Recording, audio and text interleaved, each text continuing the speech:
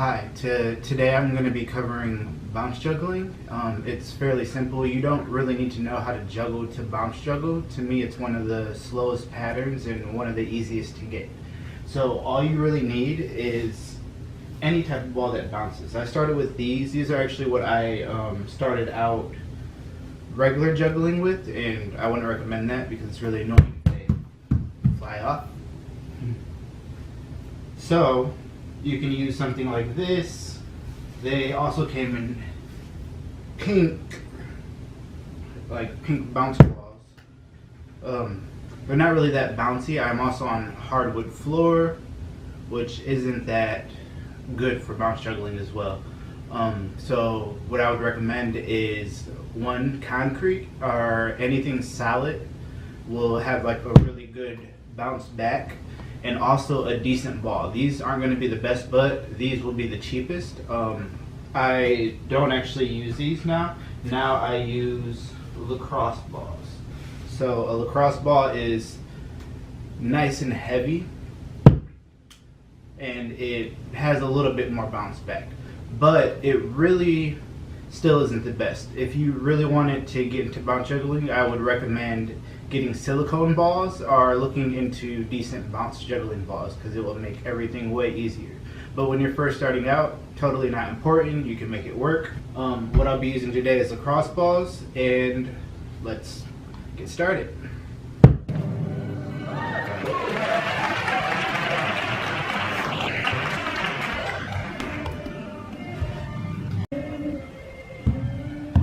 Hey.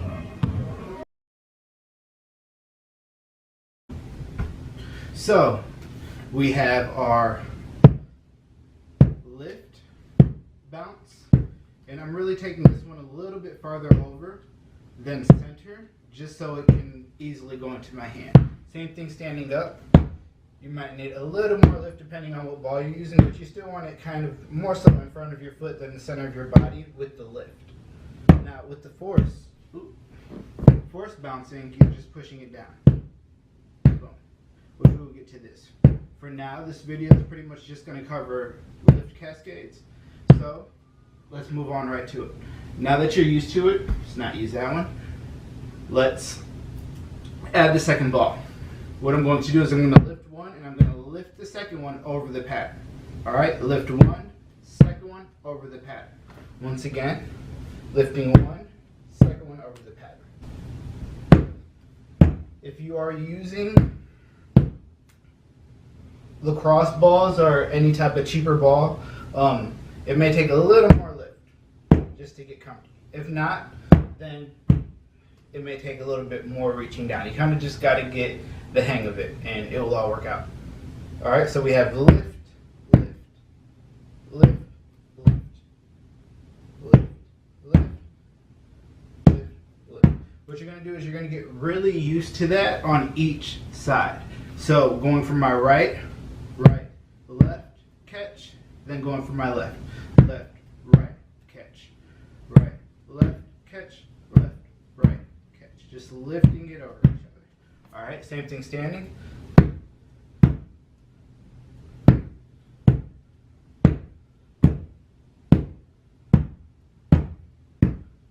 Alright, and then really try to keep it so that it's not going anywhere too far or too in front. You want it kind of on this plane right here.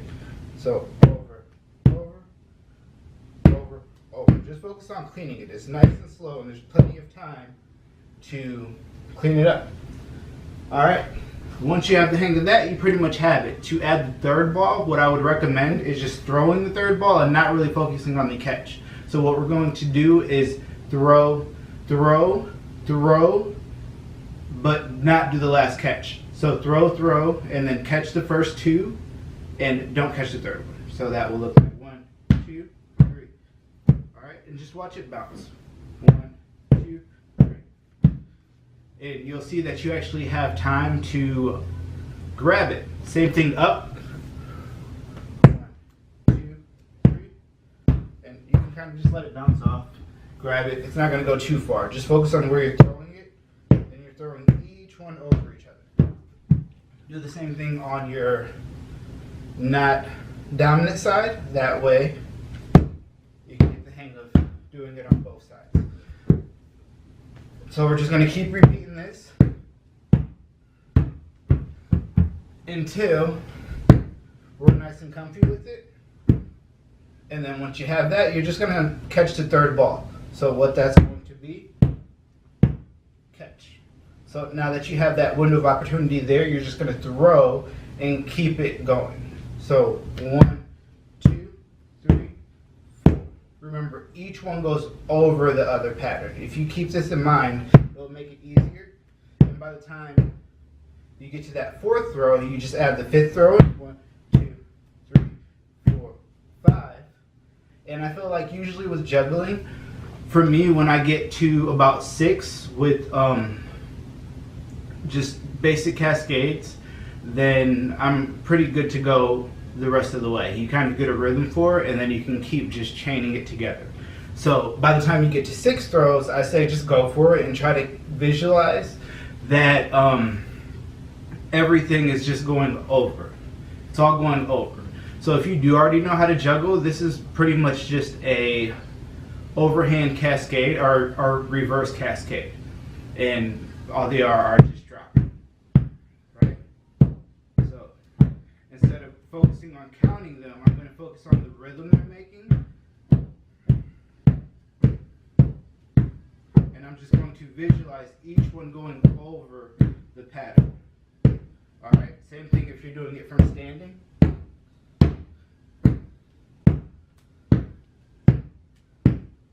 Just visualize each one going over. As soon as you see the bounce, that is your cue to throw the other one.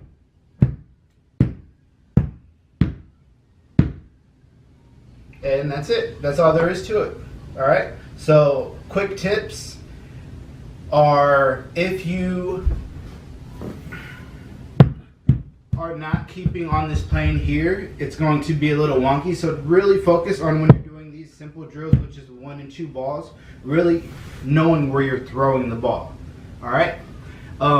Secondly, really visualize going over the pattern. So as it goes over. Right?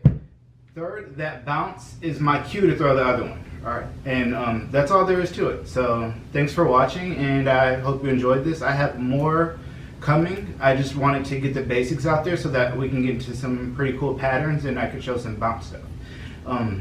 Yep.